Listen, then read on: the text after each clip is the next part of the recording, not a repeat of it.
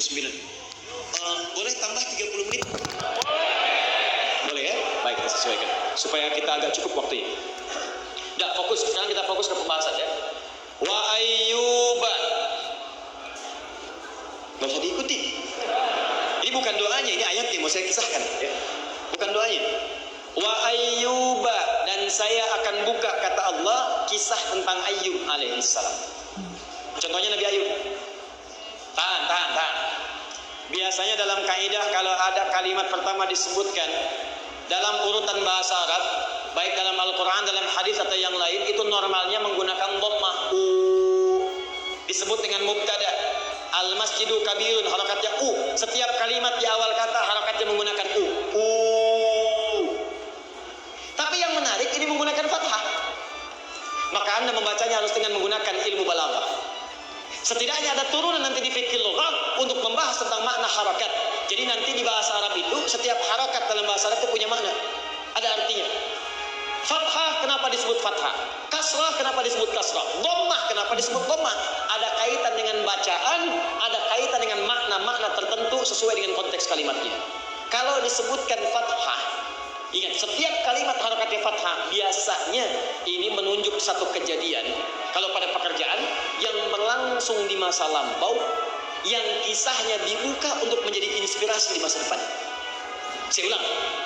Kalau ada kalimat kata kerja atau misalnya sifatnya benda, baik itu manusia atau kejadian tertentu, harakatnya menggunakan fathah di atas ini menunjukkan fathah sesuatu yang terbuka. Kejadian itu pernah terjadi di masa lalu, dibuka oleh Allah untuk memberikan inspirasi bagi orang di masa depan. Seakan-akan terjemahannya kurang lebih demikian. Wa ayyuba, sekarang kami akan buka kisah Ayyub alaihissalam. Pernah terjadi di masa lalu. Ayyub diuji dengan satu ujian, dan ujian ini kami akan jadikan inspirasi bagi orang di masa depan. Kalau mereka mengamalkan seperti apa yang dikerjakan oleh Ayyub alaihissalam, maka kami pun akan memberikan anugerah seperti Nabi Ayyub mendapatinya. Apa ujiannya? Teruskan ayat. Inna da rabbahu anni massaniyadurru wa anta arhamur rahimin. Yuk kita mulai rahasia terbesar. Saya hapus ini dulu. Yuk rahasia cepat.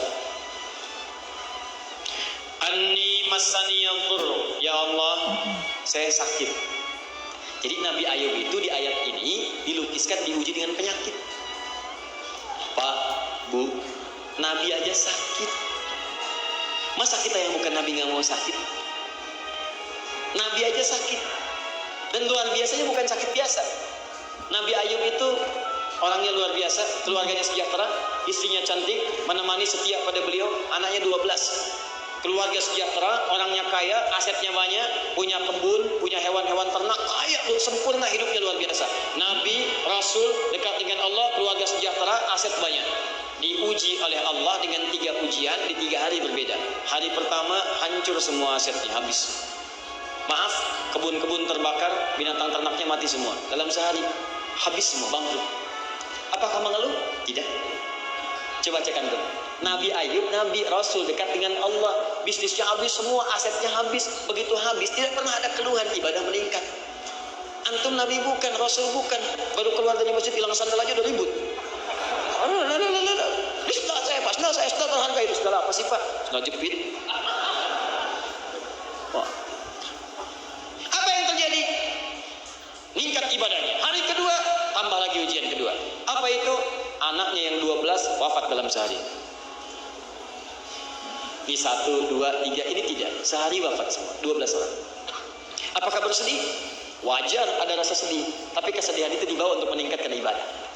Dekat kepada Allah. Hari ketiga diuji dengan penyakit yang penyakit itu tidak pernah dialami oleh orang sebelumnya, dan konon disebutkan tidak akan dirasakan oleh orang setelahnya. Singkatnya dijalani itu semua dengan penuh kesabaran. Yang paling menarik, tiba-tiba istrinya bertanya pada suaminya setelah sekian masa. Kalau bahasa kita, Pak, Papa kan Nabi, Papa Rasul, kenapa tidak mengangkat tangan bermohon berdoa kepada Allah, minta disembuhkan aja? Tentu Allah akan kabulkan. Nah, ibu lihat sekarang, apa jawab suaminya pada saat itu? Kata Nabi Ayyub, bahasa kitanya, Ma, kita diuji dengan senang berapa lama? Kaya, nyaman, 20 tahun. Ada riwayat menyebutkan 70 tahun. Kita diuji sekarang begini berapa lama? Harta hilang, anak-anak tidak ada, papa sakit seperti ini. Berapa lama? 7 tahun. Maka kata suaminya, perhatikan kalimat ini indah sekali. Ma, papa malu kalau minta sekarang. Belum sama masanya antara ujian sakit dengan sehat. Antara ujian yang tidak ada harta dengan banyak harta. Antara ujian ada anak dengan gak ada anak. Dulu kita senang 20 tahun, masa baru diuji 7 tahun sudah mengeluh? Nanti aja, kalau ujian sakit ini sama-sama 20 tahun masanya seperti yang dulu, baru papa minta kepada Allah untuk menolong. Ini prinsip dalam hidup. Kalimat ini dibaca dengan sangat jeli oleh sahabat Nabi Sayyidina Ali bin Abi Thalib radhiyallahu ta'ala anhu. Kata beliau, inilah prinsip hidup yang standar antara sabar dengan syukur. Jadi kalau sedang banyak harta supaya tidak terlampau berlebihan, tidak banyak stres, antum syukuri itu. Jadi kalau sedang naik gunakan syukur, kalau sedang turun gunakan sabar. Kalau antum berada di tengah-tengah, nikmat hidupnya. Jadi begitu naik tidak menjadi beban, santai, tidak banyak gelisah, gunakan kaidah syukur. Begitu sedang diuji, gunakan kaidah sabar. Kalau antum tempatkan di tengah-tengah, maka tidak ada bedanya antara ada dan tidak ada. Dua-duanya nikmat. Coba deh ibu dan bapak terapkan di rumah tangga aja, syukur dan sabar, itu enak. Pernah ada 2 orang berumah tangga di masa lalu, ini kisah nyata, salafus saleh. Berumah tangga, sering bercanda, candanya itu indah. Istrinya qadarullah cantik, luar biasa cantik, jauh dari isi antum sekarang. Wah. Suaminya biasa-biasa, jauh dari suami ibu sekarang. Ya. Jadi suatu kali begitu dandan indah, cantik keluar, itu suaminya menatap, matanya tak berkedip, kepalanya tak berpaling, begini aja. Kata istrinya, Zauji, ma bika, sayang, kamu kenapa? Kata suaminya, syakartullah ala hadhil jamala. Aku bersyukur kepada Allah dianugerahi istri yang begitu cantik ini. Tak mampu aku berpaling, tak bisa aku berkedip saat ini. Kata istrinya, Zauji, kunna fil jannah. Sayang, kita berdua akan ke surga. Kaget, kok bisa? Kata istrinya, kamu bersyukur mendapati aku cantik begini, dan aku pun bersabar mendapati kamu seperti ini. Kamu bersyukur mendapati aku cantik begini, aku pun bersabar mendapati kamu seperti ini. Keduanya ketawa, indah. Satu menerapkan kaidah syukur, dua menerapkan kaidah sabar. Dan dua-duanya tertawa, gembira, walaupun memang nyelekit kata-katanya. Tapi gak ada pertentangan. Ya sama persis dengan kaidah ini. Nantilah setelah 20 tahun baru papa minta. Dianggap semua sama. Sakit dengan sehat itu ujian. 1 syukur, 2 sabar.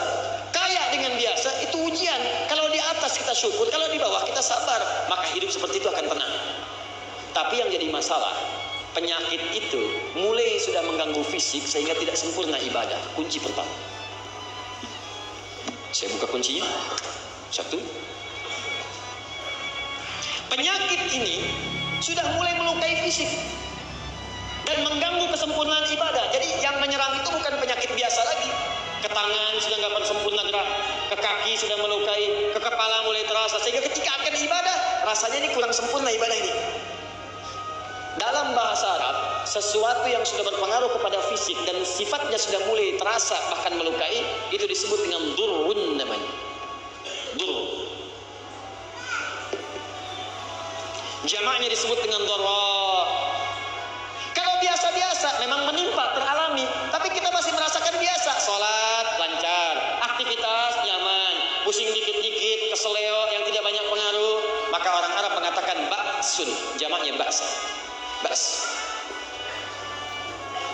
Mau datang ke kajian hujan rintik-rintik, bisa Anda lewati, gampang ini, kena juga apa-apa, nggak terlampau basah, lewat. Kata orang, hujan nazil matar. Kata antum, la ba's. Orang Arab mengatakan la ba'sa, nggak ada masalah, ringan. Orang Indonesia nggak usah panjang-panjang, labas. La ba'sa, labas, lewat. Masuk. Nah biasanya kalau orang masih standar-standar, jarang-jarang berangkat, baru pertama kali diuji dulu begini, Allah nggak akan langsung naikkan pada tingkat tinggi. Sehingga dengan demikian nanti ada tahapan-tahapan mengalami ujian. Begitu antum lulus, hebat. Kalau kurang lulus, diuji lagi supaya mantap. Papa mah mau berangkat ke pengajian, bagus. Begitu mau berangkat, hujan. Hujannya rintik-rintik. Bang, nggak jadi ya hujan. Tapi kan ada payung, Pak. Aku teriak. Oh, bilang aja nggak mau, kan? Dibahas. Hujan deras, kencang. Sudah mulai membuat tubuh kita basah. Kadang-kadang ada petir. Sudah mulai membuat keadaan kita sudah tidak kondusif. Basah, keadaan sudah menimpa fisik. Kadang-kadang datang membawa penyakit. Kalau sudah berpengaruh kepada fisik dan bahkan melukai, itu disebut dengan durun namanya ini. Penyakit Nabi Ayub pada saat itu sudah mulai kemudian menyakiti tubuhnya, sehingga beliau mengatakan, awas lihat kalimatnya, anni massaniyadh-dhurr. Massa itu artinya sesuatu yang sudah menyentuh secara total. Jadi sakitnya bukan cuma di kepala, terasa ke semuanya. Tapi catatannya sudah mulai mengganggu saya ibadah. Jadi penyakit itu dibawa kepada suasana mengganggu keibadah. Jadi sepanjang sakit saya ini, saya alami, saya terima. Kalau ibadah saya nggak terganggu, saya biasa aja, saya jalani. Saya bisa sholat, ya saya bisa berdoa, normal. Tapi kalau sudah mengganggu kepada ibadah saya, baru kemudian bermohon kepada Allah. Kaidah yang pertama, jika antum ingin bermohon cepat ingin dikabulkan oleh Allah, maka bawalah doa itu pada kepentingan ibadah. Maka akan disegerakan. Contoh, maaf ya, betapa banyak teman-teman kita sekarang ingin lulus di kampus cuma sekedar lulus. Ya Allah mudahkan saya ujian. Ya Allah mudahkan anak saya ujian besok di kampusnya. Ya Allah mudahkan dia ujian. Ada yang pengen kemudian pekerjaannya diterima. Ya Allah mudahkan ya Allah. Ada yang pengen harta ya Allah. Mudahkan saya mendapatkan mobil. Ya Allah mudahkan saya mendapatkan motor. Jujur katakan pada saya, dari semua permohonan itu berapa yang antum arahkan pada kepentingan ibadah? Pernahkah anda bermohon kepada Allah, ya Allah luluskan saya yang dengan ilmu ini ya Allah saya bisa mendekat kepadamu. Ya Allah luluskan saya ya Allah yang dengan ilmu ini engkau berkahi amal saya. Ya Allah anugerahkan saya kendaraan ya Allah yang dengan itu saya bisa gunakan untuk mencari yang halal. Saya bisa pakai untuk ke taklim, saya bisa pakai untuk ke masjid. Ya Allah anugerahkan saya harta supaya bisa zakat. Ya Allah anugerahkan saya harta supaya bisa haji, bisa umrah. Betapa banyak orang meminta hanya untuk kepentingan dunia saja. Apakah dilarang? Tidak. Cuman sayang antum tidak akan mendapatkan dua hal. Satu bagian akhiratnya dan kedua percepatan untuk jawabannya. Yang minta dunia Al-Baqarah ayat 200 paling kanan sebelah bawah. Lihat kalimatnya. Wa minan nasi may yaqulu rabbana atina fid dunya wa ma lahu fil akhirati min khalaq. Ada orang yang kalau berdoa mintanya cuma dunia aja. Ya Allah besok ujian luluskan saya Allah dunia. Ya Allah IPK saya pengen sekian dunia. Ya Allah pekerjaan saya mudah-mudahan diterima dunia. Ya Allah lancarkan proyek saya dunia. Cuman proyek itu mau diapain? Gak diterusin. Tapi ada yang minta kepada Allah. 201-nya. Rabbana wa minhum may yaqulu rabbana atina fid dunya hasanah wa fil akhirati hasanah wa qina adzabannar. Ini yang disanjung langsung oleh Al-Qur'an. Perhatikan kalimatnya, ya Allah saya mohon berikan kebaikan untuk dunia saya dalam pekerjaan ini dan jadikan dia punya nilai akhirat. Jadi kalau antum minta ya Allah mudahkan saya mendapatkan pekerjaan yang mendapatkan halal menurut pandanganmu dan memudahkan saya ke surga ya Allah.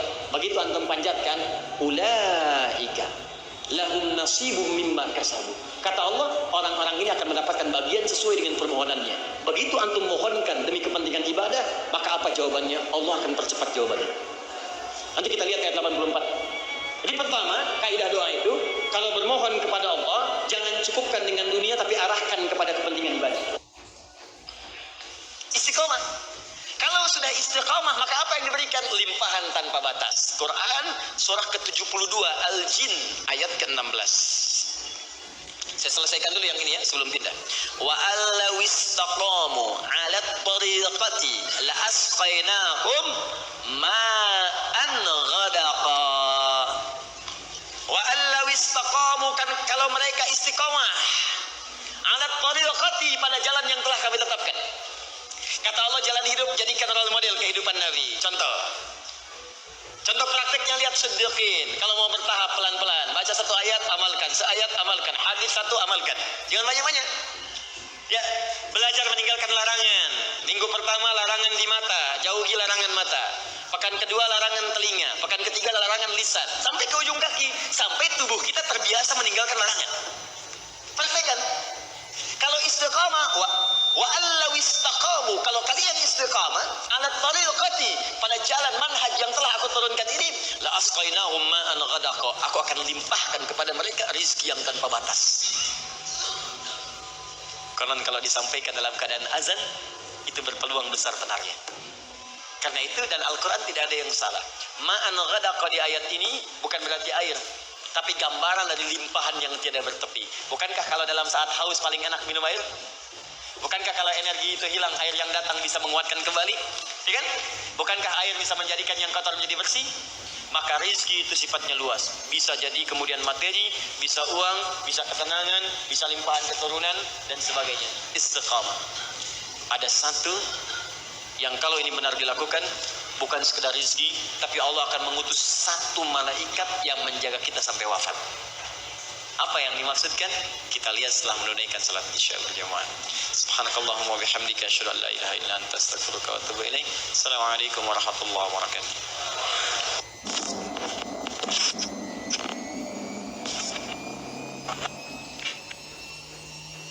Maka penting diketahui, Allah memberikan pesan kepada kita untuk istiqamah di jalan Allah.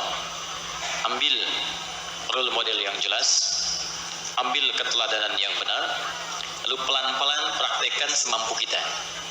Jangan terburu-buru juga. Kalau baru sanggup tahajud 2 rakaat, witirnya 1, bukan aib. Gak apa-apa kita kerjakan, jangan langsung paksa 11. Khawatirnya besok gak bangun lagi. Ya, gak apa-apa 2 rakaat, witir 1, yang dibaca 3 kul, ya. 1 kul huwallah, 2 kul a'udzu birabbil falaq, witir kul a'udzu birabbin nas. Subuh 4:08, bangun 4:10, nggak ada masalah. Nanti besoknya turunin lagi, 3:30 bangun, bacakan mulai yang agak panjang dikit. Besoknya lagi jam 3, naik pelan-pelan. Ya. Kalau ada orang yang mengamalkan amalan yang sama seperti